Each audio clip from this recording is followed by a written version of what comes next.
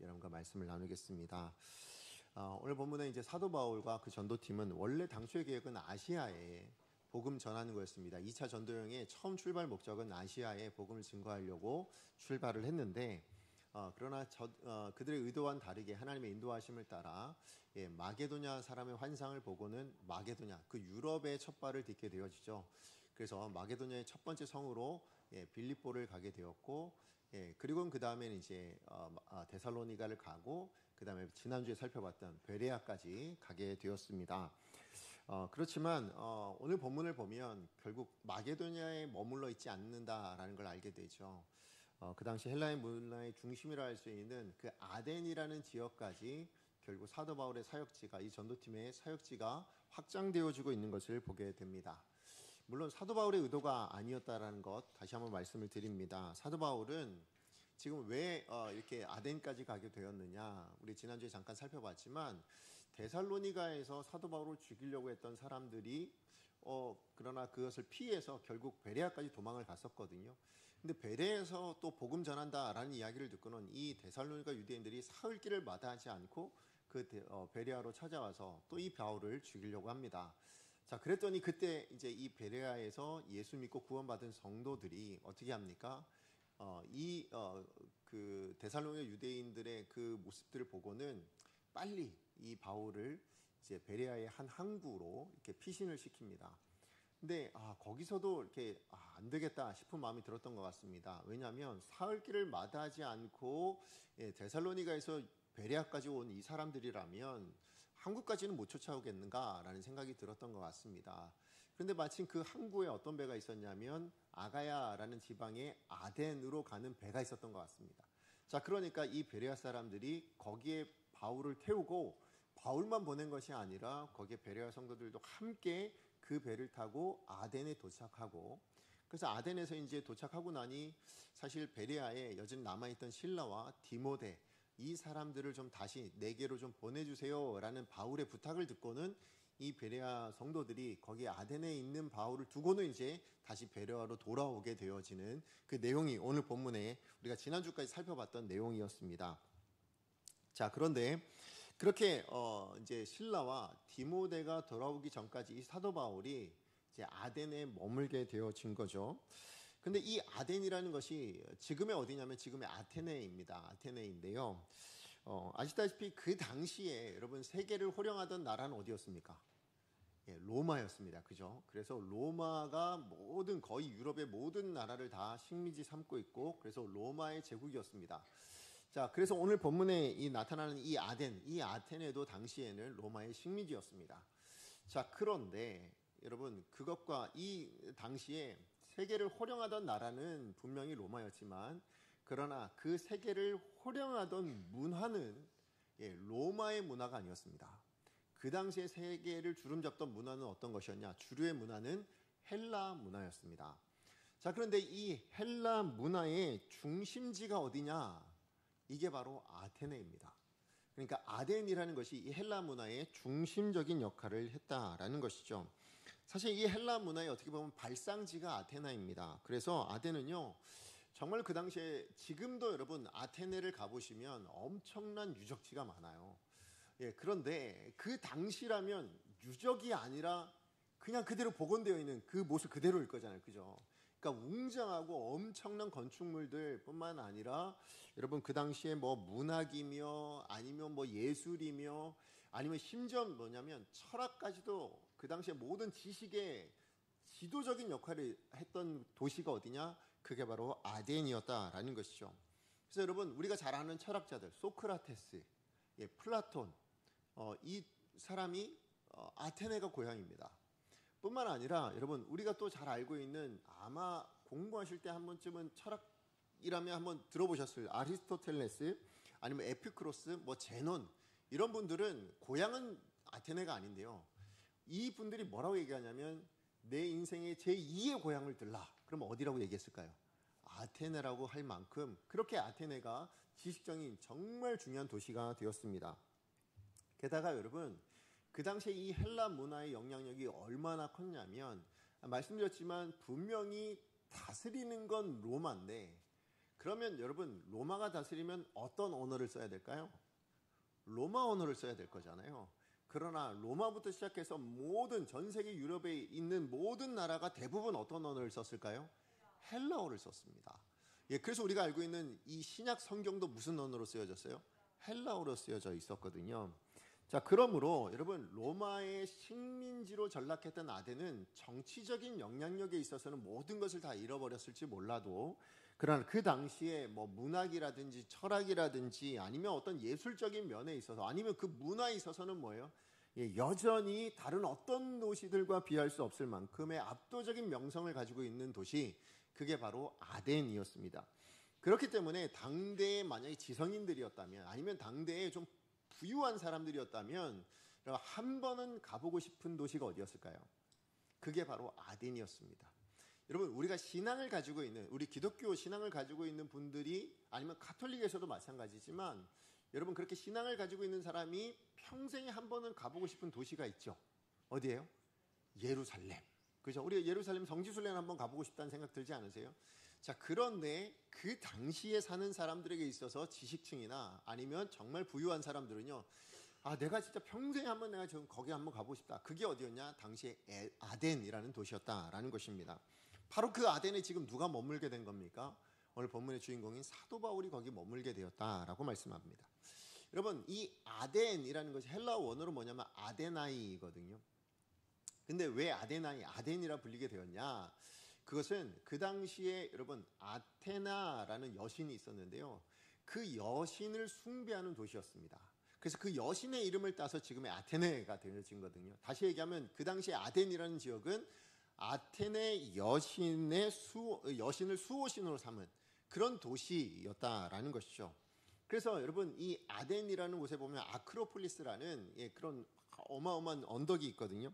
거기에 가면 이 아테네 여신을 섬기기 위한 신전을 하나 만들어놨는데 그 신전의 이름이 파르테논 신전입니다. 근데 여러분 파르테논 신전 한번 들어보신 적 있을 텐데 뭐냐면 여러분 유네스코 있잖아요. 유네스코라는 기관에서 세계유산 제1호로 지정한 게 어디냐면 이 파르테논입니다. 그리고 여러분 유네스코라는 이 기관에 여러분 그 심벌 마크 있잖아요. 그 심벌 마크도 이 파르테논 신전이거든요.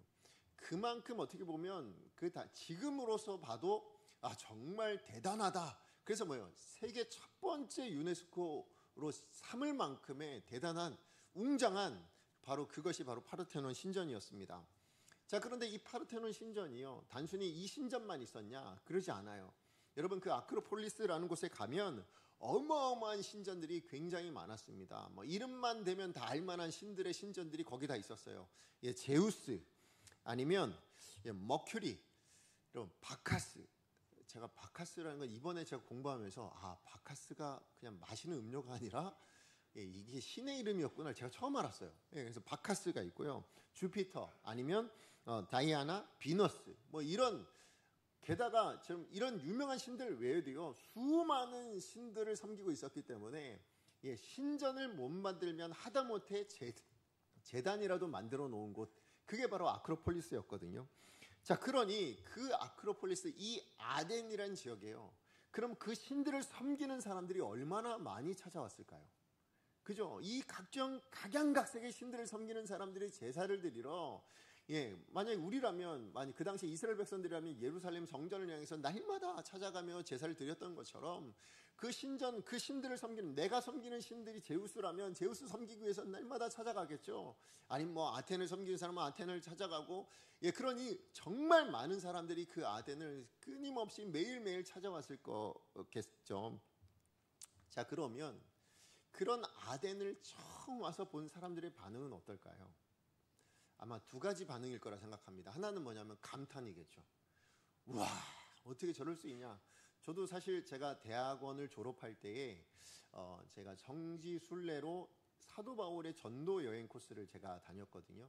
그래서 저도 여기 아테네 여기 아크로폴리스를 한번 갔었는데, 파르테논 신전 가시면 지금은 이제 46개의 기둥만 남아 있어요. 근데 그 기둥이 하나가요, 이 직경이 2m에 높이가 한 10m가 넘거든요.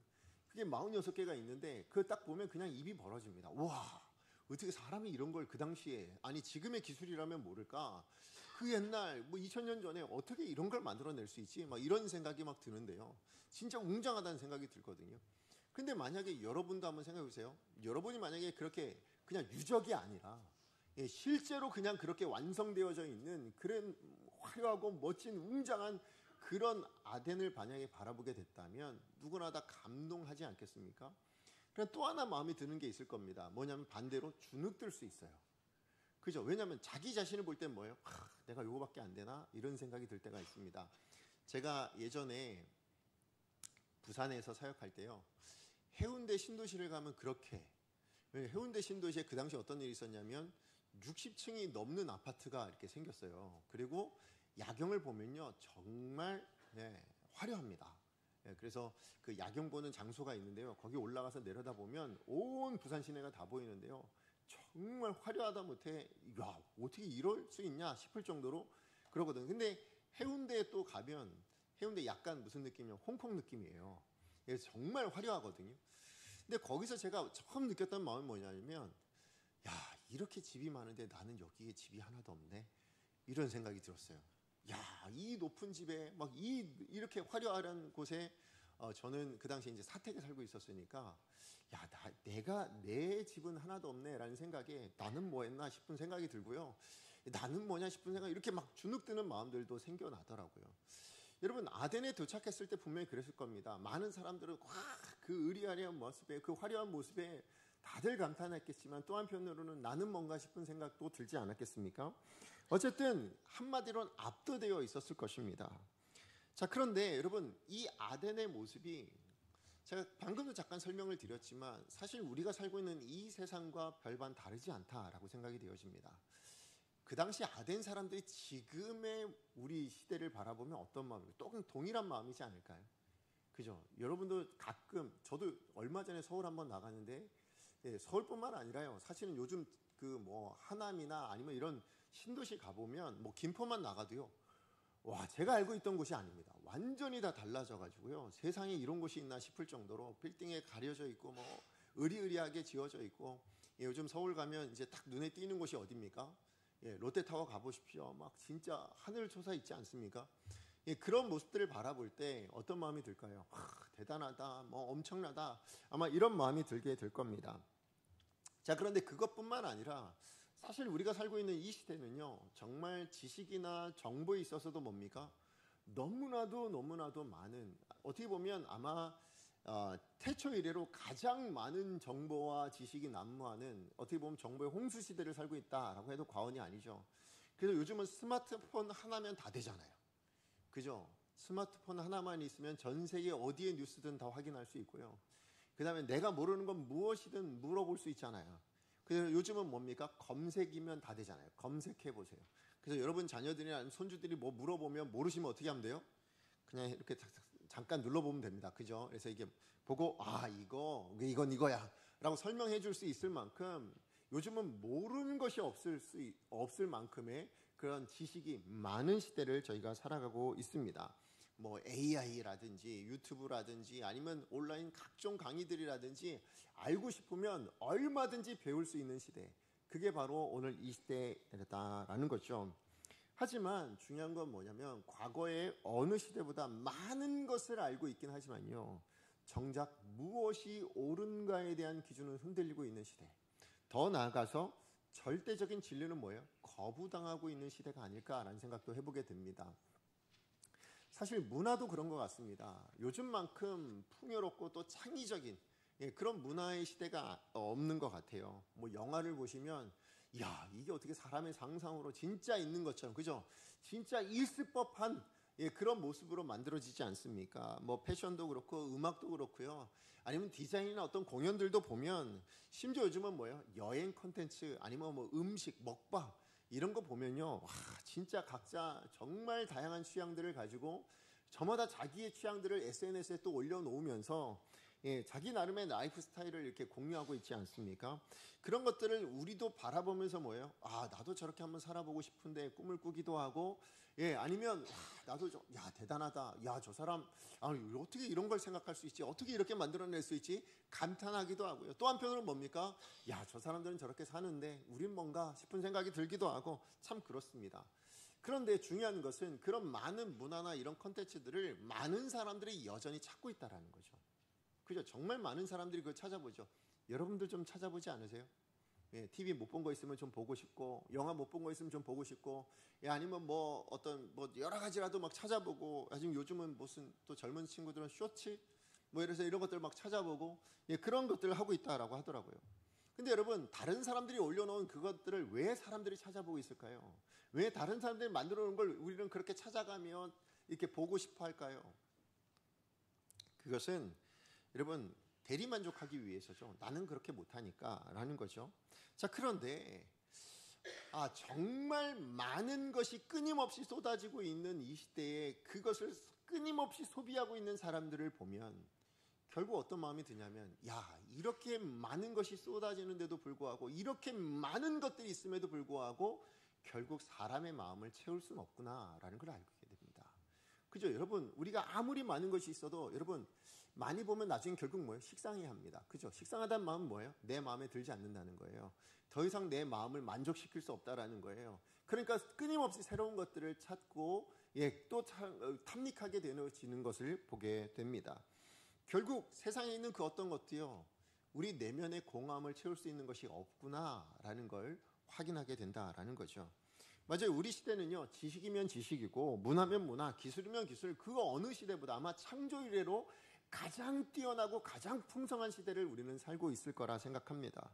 그러나 중요한 것은 그 어떤 것도 우리 내면의 공허함, 우리 내면에 비어있는 그것을 채우지는 못한다라는 것을 오히려 문화가 풍성하다라는 것을 통해서 우리는 확인할 수 있다라는 것이죠. 근데 이게 오늘 이 시대만의 모습이냐? 그러지 않아요. 그것은 오고 오는 시대 모두가 다 그랬다라는 거예요. 2000년 전에 그 시대는 2000년 전에 뭐예요? 가장 화려하고 가장 많은 지식과 가장 풍성한 것을 누리고 있었을 때였겠죠. 근데 그 시대 사람들은 만족했는가? 그러지 못했다라는 거예요. 오늘 이 시대에 우리는 만족하고 사는가? 그러지 못했다라는 겁니다. 여러분 21절 말씀 같이 한번 읽어보겠습니다. 오늘 본문의 21절입니다. 시작. 가장 새로운 것을 말하고 듣는 것 외에는 달리 시간을 쓰지 않음이더라. 아멘. 네, 가장 새로운 것을 찾는 사람들이라고 이야기합니다. 근데 이 시대 사람들도 똑같지 않아요. 그죠? 2000년 전에 있는 사람들도 이랬다는데요. 근데 오늘 이 시대 우리들도 마찬가지입니다. 늘 끊임없이 새로운 걸 찾아봅니다. 새로운 것, 못 본 것, 안 본 것, 예, 그런 것들을 찾아가며 끊임없이 탐닉하고 있는 것이 바로 우리들의 모습이기도 하다라는 것입니다.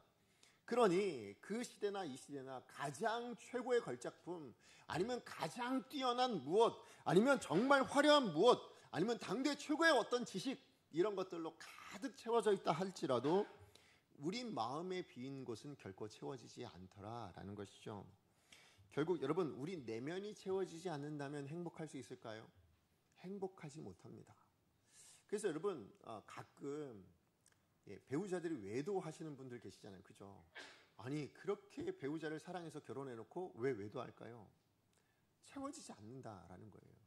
뿐만 아니라 많은 분들이 마약을 하거나 도박을 하거나 이렇게 중독에 빠지시는 분들이 계시잖아요. 왜 그럴까요? 예, 정말 채워지지 않는 그 내면을 뭐예요? 그것으로라도 채워보고 싶어서 결국 빠져들게 되더라라는 것입니다. 심지어 여러분 얼마 전에 우리나라에 떠들썩하게 했던 무슨 N번방, 박사방, 심지어 목사방도 있었다 하더라고요. 여러분 이런 음란한 것들을 왜 사람들이 그렇게 만들어내고 또 사람들은 그것을 찾을까요? 이유는 그 비어있는 것을 그것으로라도, 이 음란한 것으로라도 채워보고자 하는 그런 사람들이 있었기 때문에 일어나는 현상들 아니겠습니까? 결국 우리가 똑같이 다시 한번 확인하는 건 뭐예요? 세상의 그 무엇으로도 우리 사람의 마음을 채울 수 있는 것은 없구나. 그게 채워지지 않으니 뭐예요? 늘 행복할 수 없는 삶을 사는 거예요. 늘 행복을 느끼지 못하고 살아갈 수밖에 없다라는 것입니다. 예, 우리가 아무리 노력해도 채울 수 없다라는 것이죠. 예, 빈 곳을 채우려고 여러분 생각해보세요. 여러분도 동일할 겁니다. 돈을 쫓아보기도 하고요. 명예를 쫓아보기도 하고요. 아니면 좋은 집, 좋은 차 이런 것들만 있으면 내 빈 곳을 채워줘서 행복할 수 있을 거라 생각하죠. 그래서 뭐 여행을 가기도 하고 아니면 먹방을 요즘처럼 먹방을 하기도 하고 뭐 다양한 것들을 해보려고 합니다. 그러나 중요한 것은 그 순간은 잠시 좋을지 모르겠지만 그러나 곧 어떻게 되어집니까? 그것이 내 마음을 가득 채우지 못하더라는 거예요. 다시 공허해지는 우리의 마음을 확인하게 되어서 또 다른 무엇인가를 찾게 되어지는 우리들을 발견하게 되어지죠. 사도 바울은 바로 아덴에 있는 바로 그 사람들의 모습을, 이러한 모습을 보면서 너무나도 안타까워했던 것 같습니다. 아니, 그 안타까움을 뛰어넘어서 오늘 본문에 뭐라고 되어 있습니까? 분노하였노라고, 격분하였노라고 그렇게 말씀하고 있습니다. 왜 그랬을까요? 하나님께서 우리네 인생을 그런 헛된 걸 쫓으면서 살라고 만드신 것이 아니거든요. 예, 우리의 마음을 채우지 못할, 정말 우리의 빈 곳을 채우지 못할 그런 헛된 허상들을 쫓아가라고 오늘 하루를 주신 것도 아니고 1년, 우리 인생을 주신 것이 아닌데 그런 것들로 우리의 하루를, 우리의 인생을 채워가고 있으니 그것이 얼마나 답답했겠습니까? 결국 사도 바울이 바라본 아덴이나 사실 우리가 살고 있는 이 시대나 겉보기에 뭐예요? 화려합니다. 뭔가 대단한 무엇인가가 있는 것 같아 보입니다. 그러나 그 실상은 예수님의 말씀처럼 회칠한 무덤인 거예요. 그 안에 들어가 보면 뭐예요? 아무것도 없어요. 공허할 수밖에 없다라는 것입니다. 지식은 많지만 진리가 없으니까요. 문화는 풍요롭지만 그 마음은 공허하게 만드니까요. 종교는 넘치지만 뭐예요? 하나님을 모르니까요. 그러니 공허할 수밖에 없는 회칠한 무덤과 같다라고 말씀드릴 수밖에 없죠. 중요한 것은 성도들도 그렇다라는 거예요. 여러분, 우리도 이 시대를 살아가면서 여러분, 우리 세상적인 정보나 지식엔 굉장히 민감합니다.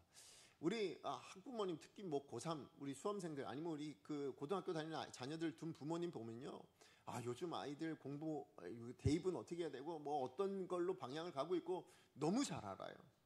네, 저희 아내도 저희 둘째가 고등학교 이번에 들어갔는데 또 입시 무슨 방향이 달라졌네, 뭐가 된, 저는 하나도 잘 모르거든요. 제가 저희 자녀를 덜 사랑하는 거죠. 그렇지만 중요한 것은 저희 아내는 이제 그런 걸 알아서 이건 해야 된단다, 저건 해야 된단다, 이렇게 얘기합니다. 예, 맞아요. 우리는 그런 방향들, 그런 정보들에 대해서 굉장히 민감하게 반응을 하고 있습니다. 중요한 건 하나님의 진리에 대해서는 그만큼 반응하고 있으신가요? 여러분, 세상의 지식을 알게 되어지면 우리는 이건 이렇게 하면 건강을 잃어버릴 수 있대, 이건 이렇게 하면 뭔가가 좀 안 좋대, 좋대 이야기하면 좋은 건 좋은 것대로 따라 하려고 하고요, 안 좋은 건 안 좋다고 이야기하니 안 하려고 하는 게 우리들인데요, 하나님의 말씀에 대해서는 그렇게 반응 안 해요. 그죠? 아무리 수많은 말씀을 들어도 이게 진리임에도 불구하고 우리는 거기에 민감하게 반응하지 못한다라는 것이죠. 뿐만 아니라 여러분, 우리의 삶도 하나님의 것으로 채우기보다, 우리 신앙생활로 우리의 삶을 채워가기보다요, 무엇으로 더 많이 채우고 싶어 하세요? 여러분의 공허함을 뭘로 더 많이 채우고 싶어 하십니까? 세상 사람과 똑같이 그래, 뭔가 많이 가지면 되겠지, 아니면 나도 여행을, 아니면 나도 뭔가 다른 어떤 먹방을, 아니면 무엇인가를, 그런 것들로, 여러분 세상 사람들이 추구하고 있는 것들로 우리도 한번 채워보고자 하는 그런 마음들이 여러분 마음 안에 있지 않냐라는 것이죠. 성도된 우리 마음 안에도 있더라는 거예요. 그런데 아덴을 바라보는 그 사도 바울의 심정은 사실 누구의 마음일까요? 하나님의 마음이시겠죠. 그렇다면 그 하나님의 마음, 아니 사도 바울이 지금 우리를 바라본다면 어떤 마음이실 것 같으세요? 예, 사도 바울이 지금 나를 바라본다면, 아니 하나님이 성도된 우리의 지금의 삶의 모습을 보고 이 시대를 바라본다면 여러분 어떤 마음일까? 어떤 심정일까요? 저는 오늘 이 본문을 이런 관점으로 한번 좀 살펴보면서 이 시대를 바라보는 하나님의 마음, 또 우리는 이 시대를 어떻게 바라보고 우리는 하나님의 마음으로 어떻게 살아가야 될지를 두 가지를 좀 여러분과 함께 나누길 원하는데요. 자, 첫 번째입니다. 오늘 본문을 통해서 주신 하나님의 메시지, 첫 번째는 뭐냐면 성도라면 하나님의 마음으로 세상을 바라볼 수 있어야 된다라는 겁니다. 16절 말씀 같이 한번 읽어보겠습니다. 시작. 바울이 아덴에서 그들을 기다리다가 그 성에 우상이 가득한 것을 보고 마음에 격분하여. 아까도 말씀드렸지만 사도 바울이 지금 보고 있는 아덴은요, 우리가 지금 아테네에 가면 볼 수 있는 유적이 아니고, 그죠? 폐허가 되어 있고 무너져 있고 막 이렇게 다 그런 것이 아니고요, 완벽하게 가꾸어져 있고 완벽하게 그냥 화려한, 그죠? 웅장한 그런 것들이 있는 그 아덴을 아마 보게 되었을 겁니다. 최고의 걸작품이라 할 수 있는 신전들이 있고요, 신상들이 있고요, 당대 최고의 지식들이 논의되고 있는 그것들을 바라보고 또 그래서 수많은 사람들이 찾아오고 있는 그 사람들의 모습을 봤을 때 다시 한번 말씀드리면 감동하거나 주눅들거나 아마 둘 중에 하나의 마음을 갖게 되었을 텐데, 그러나 오늘 사도 바울은 아덴을 바라보며 감동하거나 주눅든 것이 아니라 오히려 그 내면의 공허함을 바라볼 수 있었대요. 예, 그 화려한 건축물과 저들이 지금 추구하고 있는 그 모든 지식들이 저들의 그 공허함을 채울 수 없다라는 사실을 정말 헛된 것이다 라는 것을 깨달았대요. 그러다 보니 그 마음으로 나온 것이 뭐라고요? 너무나도 안타까워서, 예, 정말로 너무나도 가슴이 아파서 그것이 격분으로까지 나왔다라고 이야기를 합니다. 아니 어떻게 그럴 수 있었을까요? 어떻게 그런 내면, 아니 이렇게 다른 사람들이 볼 때는 화려하고 그래서 나도 좀 가졌으면 좋겠고 나도 좀 있었으면 좋겠다라고 생각할 만한 그 많은 당대 최고의 어떤 것들이 왜 사도 바울이 볼 때는 그 이면의 공허함, 별거 아니다, 아무것도 아니다라는 것으로 볼 수 있었는가? 그것은 그 비교의 대상이 달랐기 때문에 그래요. 무슨 얘기냐? 사도 바울의 마음에는 누가 계셨냐? 하나님이 계셨어요. 그리고 복음이 있었습니다. 그 하나님과 복음의 기준으로 세상을 바라보니 참된 것이 아닌 거예요. 예, 아무리 화려해도 그것이 헛된 것이다 라고 보여지더라라는 것입니다. 예, 맞아요. 하나님과 그 복음의 시선으로 보면 사도 바울의 고백처럼 따르자면 뭐예요? 배설물 같더라는 거예요. 예, 그런데 그 배설물 같은 것을 쫓아 살아가고 거기에 빠져있는 그 아덴의 사람들을 바라보니 뭐예요? 안타까울 수밖에 없는 거예요. 그 안타까움을 뛰어넘어서 뭐라고요? 격분하였노라 라고 말씀하고 있죠. 여기 나오는 이 격분하다라는 말은 헬라어로 파녹시노라는 말이거든요. 근데 이 파녹시노라는 말은 신약 성경에 딱 2번 나옵니다. 사도 바울이 딱 2번 썼어요. 자, 그런데 사도 바울만 신약성에 쓴 게 아니라 사실 여러분 이 파녹시도가 어디서 나온 거냐면, 여러분 당대에 이 히브리어로 구약성경이 되어 있었잖아요 원래는. 근데 그것을 당시에 헬라어를 사용하고 있었으니 헬라어로 번역을 했어요. 그걸 70인역이라고 하거든요. 근데 그 헬라어로 번역된 구약성경 70인역에 보시면, 그럼 그 당시에 구약성경에 있는 이스라엘 백성들이 어떻게 살았어요? 하나님만 예배하고 하나님만 쫓고 산 것이 아니라 그들이 헛된 우상을 따라 다른 이방 민족의 우상들을 숭배하며 그렇게 살았잖아요. 그런데 그런 이스라엘 백성들이 우상 숭배하는 모습을 보고 하나님이 어떻게 하셨어요? 분노하셨거든요. 경노하셨어요. 근데 그때 그 하나님의 분노를 어떤 단어로 썼을까요? 파녹시노라는 단어로 썼은 거예요. 그러고 보면 이 파녹시노라는 이 말은 여러분 단순히 화를 내다, 분노하다 이런 의미가 아니에요. 여러분 이 분노의 근본이 어디에 있냐면 사랑에서 나온 겁니다. 무슨 얘기냐? 여러분 예를 들면, 여러분 뭐 세상에 어떤 사람들이, 여러분 자녀들이 예를 들어 뭘 잘못했어요. 예, 자녀 세대 뭐 청소년들이 아니면 뭐 청년들이 뭔가 잘못했어요. 그러면 여러분 어떻게 하세요? 내 자녀 아니면 아유 어떻게 저렇게 사나 이렇게 하고 넘어가시겠죠, 그죠? 그런데 여러분의 자녀라면 어떻게 하시겠어요? 여러분의 자녀가 뭘 잘못하면 아유 이렇게 생각하고 넘어가시겠어요? 아니죠. 뭐가 나와요? 화가 나오죠. 근데 그 화가 그냥 화가 아니죠. 왜 나온 화예요? 너무 안타까우니까요. 그죠? 너무 사랑하는데 그 사랑하는 자녀가 잘못되고 있으니 그게 너무 안타까워서 나오는 화. 그게 뭐라고요? 파녹시노래요. 오늘 사도 바울이 바로 이 파녹시노를 느꼈다고 이야기합니다. 무슨 얘기예요? 하나님의 심정으로 그 아덴을 보았다라는 거예요. 그 아덴에 대해서 분노하고 경노하게 되었다라는 것입니다. 그렇다면 다시 한번 질문을 드립니다. 오늘 우리가 살아가는 이 시대를 우리는 어떻게 보고 있습니까? 단순히 부럽거나 아니면 주눅들거나 내 자신이 초라하게 보인다, 이렇게 세상을 바라보고 있는 것은 아닌가 돌아보셔야 됩니다. 하나님은 어떻게 보시겠습니까? 오늘 이 시대를 살아가는 저와 여러분, 우리가 살고 있는 이 시대를 바라보며 하나님은 분명히 똑같은 이 단어로 쓰실 것 같아요. 파녹시노. 예, 거룩한 이 경로, 사랑에서 기인된 이 경로를 분명히 이 시대를 바라보며 마음을 가질 거라 생각합니다. 그렇기 때문에 오늘 이 시대를 바라보는, 이 시대를 살고 있는 저와 여러분, 우리도 동일해야 될 줄로 믿습니다. 이 시대를 바라보며 부러워하거나 이 시대에 대해서 우리가 감동하거나 감격하거나 아니면 이 시대에 대해서 초라하다 비교해서 나 자신을 그렇게 볼 것이 아니라 오늘 하나님의 마음으로 이 시대를 바라보며 우리도 똑같은 감정을 느낄 수 있어야 됩니다. 안타까워하며, 그죠? 안타까워하며 저렇게 화려하지만 저것 때문에 망하고 있는, 죽음을 향해 걸어가고 있는, 영원한 심판의 자리로 가고 있는 저들의 안타까운 모습을 바라보며 우리도 마음에 분노할 수 있는, 격분할 수 있는 그 판옥신호의 마음을 가져야 될 줄로 믿습니다. 왜냐? 여러분, 사도 바울이 만약에 그 아덴을 바라보며 판옥시도하지 않았다면요, 사도 바울은 그 현장에서 주눅들거나 감동하거나 그걸로 끝났을 거예요. 그죠? 만약에 감동을 하든 주눅을 들었든 만약에 그렇게 됐다면 복음은 전파되지 못했을 겁니다. 이 분노에 의해서 뭐가 일어났어요? 복음 증거하는 일이 일어나게 된 거잖아요.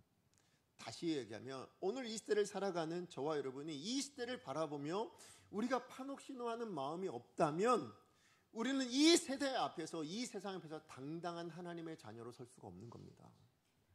그죠? 이 시대를 바라보며 그저 감동하거나 초라하거나 그래서 그렇게 살아가는 인생, 그래서 그를 동경하며 살아가거나 아니면 그냥 주저앉고 절망하며 살아가거나 이게 아니고요.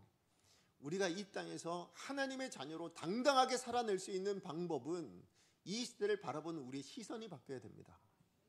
오늘 사도 바울의 심정으로 하나님 아버지의 마음으로 이 시대를 바라볼 수 있는 사람만이 뭐가 될까요? 이 세대 앞에서 상황이 어떠하든 내 모습이 어떠든 상관없이 여러분 세상을 향하여 당당한 하나님의 사람으로 살아낼 수 있을 줄로 믿습니다. 그러므로 저와 여러분, 우리는 세상 앞에 복음을 가진 자로, 진리를 아는 자로, 영원한 생명을 가진 자로 세상을 대할 수 있어야 될 줄로 믿습니다. 그것을 위해서 먼저 있어야 될 것, 하나님의 마음, 그 하나님의 시선으로 우리도 세상을 바라볼 수 있는 그것이 필요하다라는 것입니다.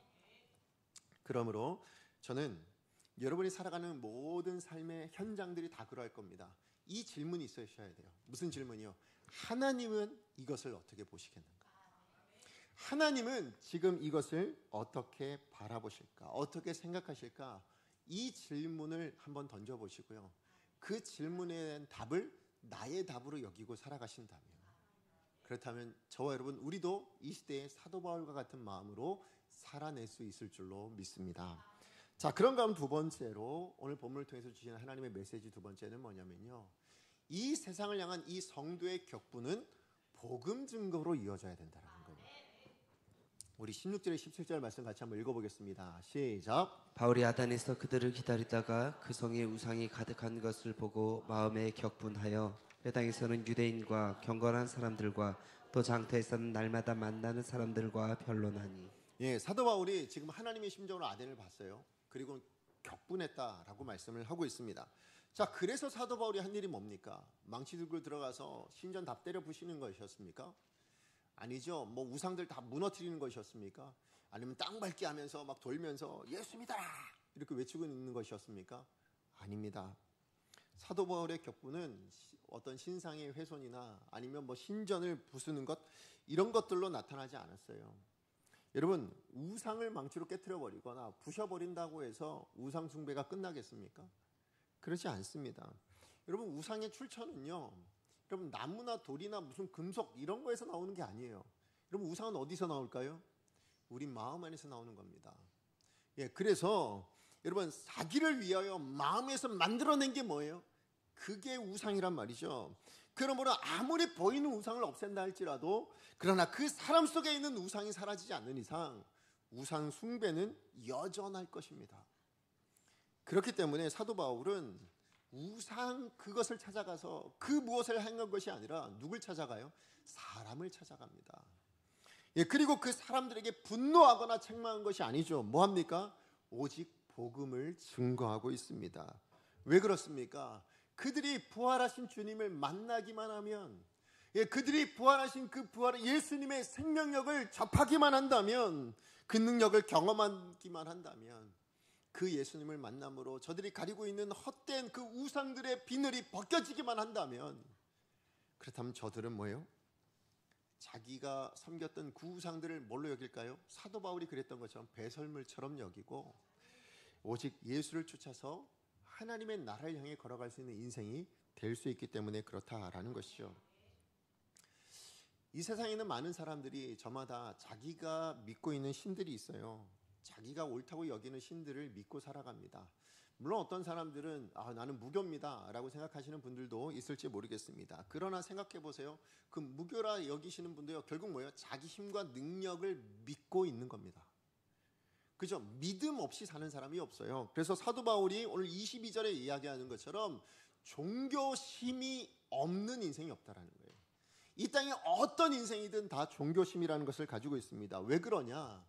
여러분, 하나님께서 처음 사람을 지으셨을 때요, 창조하셨을 때 하나님과 관계 맺은 존재로 만드셨거든요. 그런데 처음 창조한 그 사람이 범죄함으로 말미암아 뭐예요? 그 하나님과의 관계가 끊어졌어요. 그래서 하나님이 항상 마음 한켠에 있던 그 사람의 하나님이 어떻게 되셨어요? 그 마음에서 없어져 버렸어요. 그러니 그 마음에 비어져 있는 그것이 뭐가 되어진 거예요? 종교심이 되어진 겁니다. 그래서 그 종교심이 있기는 있는데 중요한 건 뭐냐면 하나님인 줄 모르는 거예요. 이 빈자리의 주인공이 하나님이셔야 된다는 걸 몰라요. 그러니까 뭐예요? 이 빈자리를 채우기 위해서 끊임없이 다양한 것들을 만들어낸 것이 우상들이고요. 그리고 이 빈자리를 채우기 위해서 끊임없이 추구하고 있는 것이, 여러분, 우리가 아까 말씀드렸던 그 많은 것들이에요. 돈, 명예, 뭐 이런 것들. 근데 사실 그게 다 뭐예요? 그거 쫓다 보면 그게 다 우상이 되는 거 아닙니까? 예, 맞아요. 그런 것들로 채우려고 하다 보니 하나님의 자리가 채워지겠냐고요. 예, 영원하시고 무한하신 그 하나님의 자리가 무엇으로 채워지겠습니까? 도무지 채워질 수가 없거든요. 그러니 세상 사람들은 끊임없이 추구하다가 중독 가운데 빠져질 수밖에 없다라는 것이죠. 그렇기 때문에 여러분, 이 시대는 종교심은 분명히 있습니다. 누구에게나 있습니다. 그러나 하나님과는 아무런 관계가 없는 시대, 그게 바로 오늘 저와 여러분 우리가 살고 있는 시대인 거죠. 아덴 사람들처럼 수많은 신전들을 만들고 심지어 알지 못하는 신전까지 만들어놨어요. 알지 못하는 신을 위한 신전이요. 그러나 그런 신을 향한 열심은 있지만 하나님과는 관계는 있을까요, 없을까요? 없어요. 그게 오늘 이 시대를 살아가고 있는 수많은 사람들의 모습과 동일하다라는 것이죠. 그러므로 우리에게 필요한 건 뭘까요? 오늘 시대를 살아가고 있는 정말 모든 사람들에게 필요한 것은 종교가 아니에요. 무엇이 있어야 됩니까? 복음이 있어야 합니다. 신을 만족시키기 위한 어떤 행위가 필요한 게 아닙니다. 무엇이 필요할까요? 진짜 필요한 건 관계예요. 하나님과의 관계예요. 여러분, 그러므로 오늘 우리가 드리는 이 예배도요, 여러분, 하나님을 만족시키기 위한 어떤 행위처럼 드리시면 안 됩니다. 하나님 그거 원하시는 거 아니거든요. 하나님 진짜 우리 가운데 원하는 건 뭐예요? 하나님과 자녀된 우리의 관계예요. 그 관계가 하나님께 정말 원하시는 거지. 그 관계를 위해서 우리가 예배를 드리는 거예요. 하나님과 관계를 회복하기 위해서. 그 관계를 돈독하게 하기 위해서 우리가 예배하고 신앙생활하는 거지, 행위 자체가 중요한 것이 아니다라는 것입니다.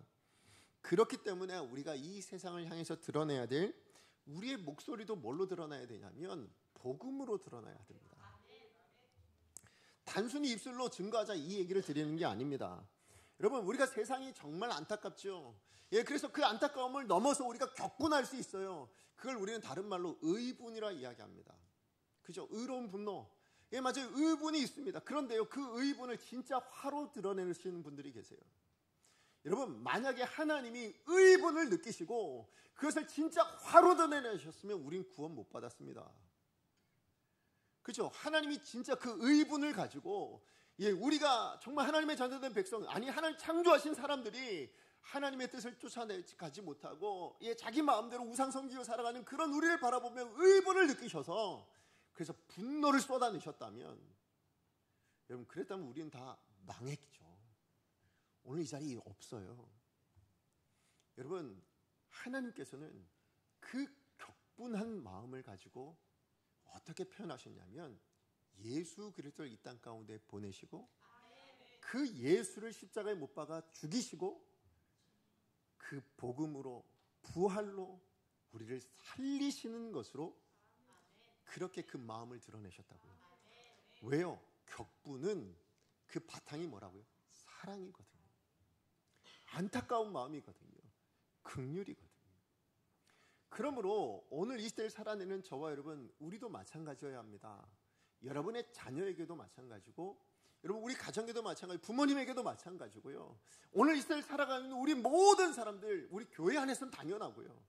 여러분, 무엇인가 불의한 것을 보셨습니까? 그러면 그것을 화로 드러내는 것이 아니어야 됩니다. 무엇으로 드러내셔야 돼요? 복음으로 드러내셔야 돼요. 여러분이 그 자리에 가서 섬기세요.